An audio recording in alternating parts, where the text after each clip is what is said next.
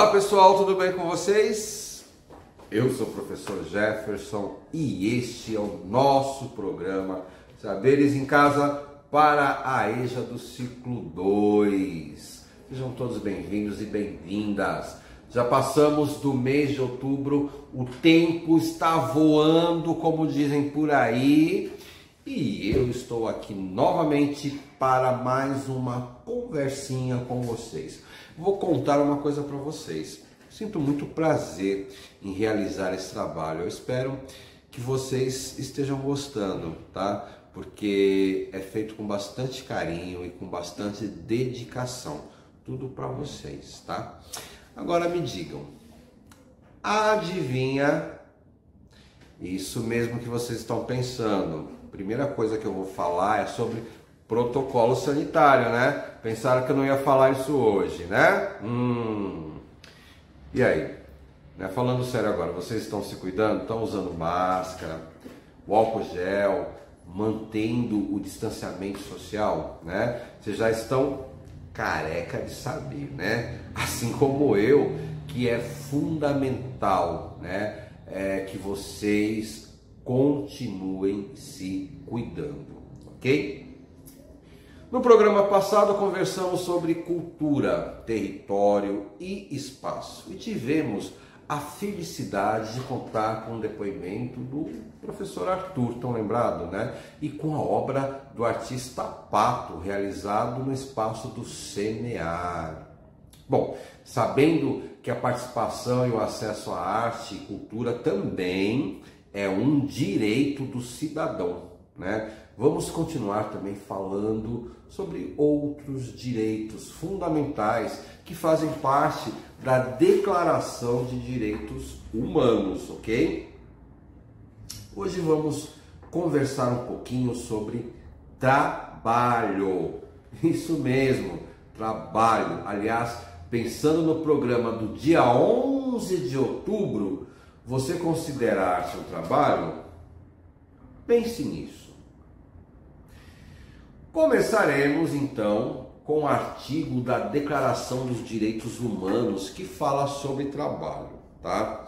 E é exatamente o artigo 23.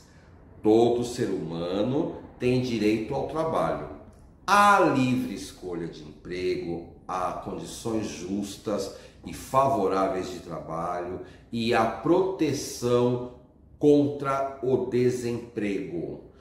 Todo ser humano, sem qualquer distinção, tem direito a igual remuneração para igual trabalho.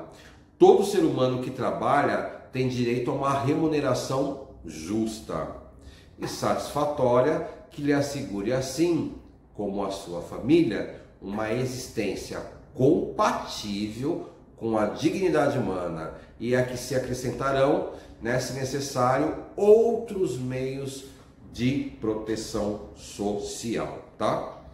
Me diga, o trabalho tem sido importante em seu desenvolvimento profissional e pessoal? E a cultura do seu trabalho? Opa! O trabalho também é um espaço de relações sociais ou não? Olha quanta pergunta aí importante. Você já parou para pensar nisso? Claro que sim, né? Pois toda ação interfere na construção da nossa identidade cultural e cidadã. Além disso, são passíveis de compreensão as diversas manifestações culturais demonstradas no espaço de trabalho, ok? Pois compartilhamos uma diversidade de conhecimentos e vivências, onde a gente trabalha, né, com todas as pessoas. Quando nós nos referimos à diversidade, estamos falando sobre oportunidades, né? Há pessoas negras, brancas, indígenas, quilombolas, pessoas de outras nacionalidades, pessoas com deficiência e por aí vai, tá? Todos esses têm direito, ok? Parece simples, né? Mas existe uma grande diferença no que diz respeito à oportunidade de trabalho. Sabiam disso? Quando comparamos aos diferentes grupos citados. né? Vou dar um exemplo aí para você. Preste atenção. No Brasil, toda empresa, preste atenção, no Brasil, toda empresa com 100 funcionários ou mais é obrigada por lei a ter de 2 a 5% dos seus cargos preenchidos por pessoas com deficiência. É o que prevê o artigo 93 da Lei 8213/91, também conhecida como Lei de Cotas.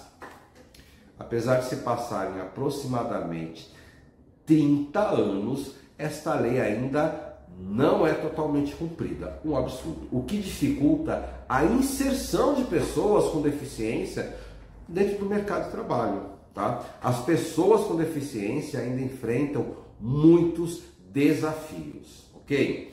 Existe, infelizmente, um desconhecimento, né, em relação a essa legislação. Né? Isso é péssimo. A falta de oportunidade, ela limita, inclusive, a grande parte das pessoas, o reconhecimento das suas habilidades e competências, tá? Afinal, somos capazes. Concorda comigo? Já ouviram falar da cultura no trabalho? É isso mesmo. Até no trabalho existe uma cultura. A cultura do trabalho, também conhecida como cultura organizacional, expressa a personalidade de uma empresa, né? E determina a real identidade do trabalho, uma vez que se constitui um elemento condutor das suas expressões, dos seus passos, das suas decisões, da maneira como encara seus desafios, como interpreta os seus problemas, tá? Além disso, influencia também no modo de agir e pensar das pessoas, né? Nos seus valores, suas crenças, inclusive suas formas de organização. Interessante, né? Veja que o trabalho está intimamente ligado à formação cultural e à nossa identidade, uma vez que nos identificamos mais com algumas atividades do que com outras. Não é mesmo? Olha, pensando aqui, acho que é. Bom, mas além dessa perspectiva cultural do trabalho, como anda o seu planejamento financeiro? Opa, ou seja, controle do seu dinheiro. Vamos conversar um pouquinho e pensar um pouquinho sobre a organização financeira. Muito importante isso. Como administramos nossos ganhos e nossos gastos. Não é fácil lidar com as contas, tá? Eu sei bem disso, né? Para todos nós aí tá bem difícil. Um dos objetivos do programa de hoje também é alertar sobre a importância de ter aí uma organização financeira na nossa vida, né? Principalmente nesse momento de crise, né? A primeira dica é: não existe segredo, mas planejamento. Isso é muito importante. E como planejar? Pelo mais simples, anotando todos os nossos ganhos e todos os nossos gastos. Tem que anotar, pessoal, verdade. Vou mostrar agora para vocês uma tabela feita no computador, mas calma, não se assuste, né? Caso você não tenha computador em casa ou um celular aí, utilize o caderno e faça essa tabela com lápis mesmo, ok? Vamos ver como podemos iniciar um planejamento financeiro. Agora, vou colocar aqui a tabela para vocês observarem, tá? Então, vamos lá. Observem que na primeira coluna da tabela tem todos os gastos do mês, ok? Observaram? Anotei aí os gastos com alimentação, né? Aluguel, transporte e demais itens aí que fazem parte da rotina mensal de despesas, tá certo? O importante é que não fique faltando nada. Você deve preencher todas as despesas mensais, perfeito? E aí, como vocês podem observar, na segunda coluna serão descritos os valores gastos com cada item citado na primeira coluna, né? Você vai falar assim, nossa, que difícil, professor, você pode estar pensando aí, né? Mas olha, você pode fazer isso por semana, você pode fazer isso mensalmente, você decide, né? Precisamos pensar aqui na nossa organização financeira, tá bom? Muito bem. Após preencher sua tabela, vamos somar todas as contas e ver o gasto final do mês. E isso, gasto final do mês, nós chamamos de despesas, tá? É muito simples, mas saiba que a maioria das pessoas nunca fizeram isso, tá? Às vezes, mudanças sutis nos nossos hábitos cotidianos, elas mudam substancialmente nossas vidas, tá? Isso, por exemplo, é um hábito positivo que pode mudar muito a sua vida. Somou tudo aí? Com certeza não faltou nada. Agora, após essa soma das despesas, nós vamos subtrair o valor do valor que recebemos, né? O valor que recebemos chama receita, tá? Veja como fica. Então, por exemplo, tudo fictício. Pega um salário mensal no valor de R$ 1.700, né? Então, perceba que os gastos foram R$ 500 para alimentação, 700 com aluguel, 200 com transporte e 100 reais com farmácia. Afinal, né, tem aqueles remedinhos também, né? E não é, né? Com a idade, às vezes também aparecem alguns probleminhas de saúde. Então, são despesas constantes, muitas vezes, né?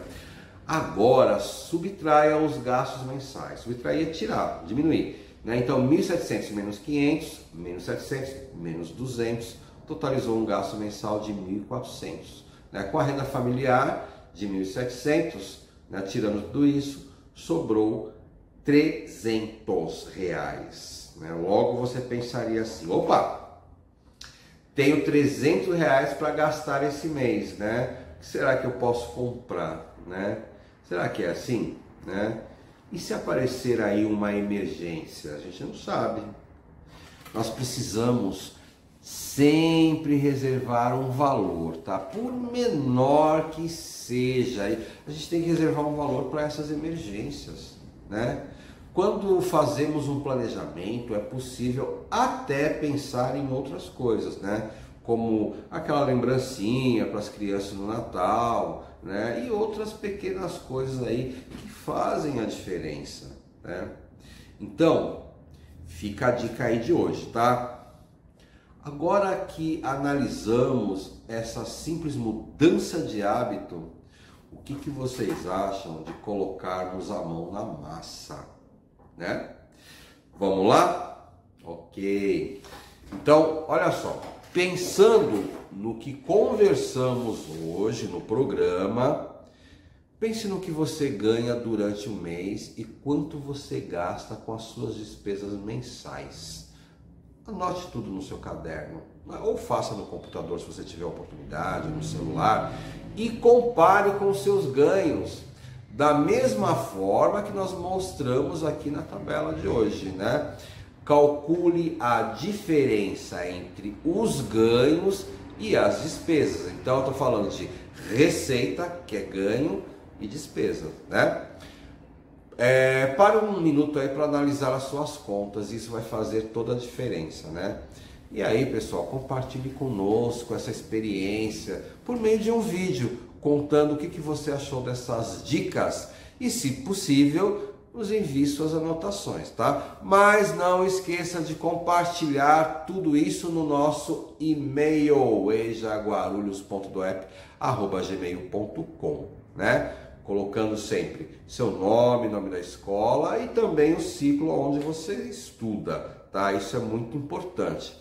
E planejamento financeiro, gente, é muito importante, né? É muito importante para esse momento que vivemos aí, né, com uma crise, os preços das coisas estão absurdamente caros, né?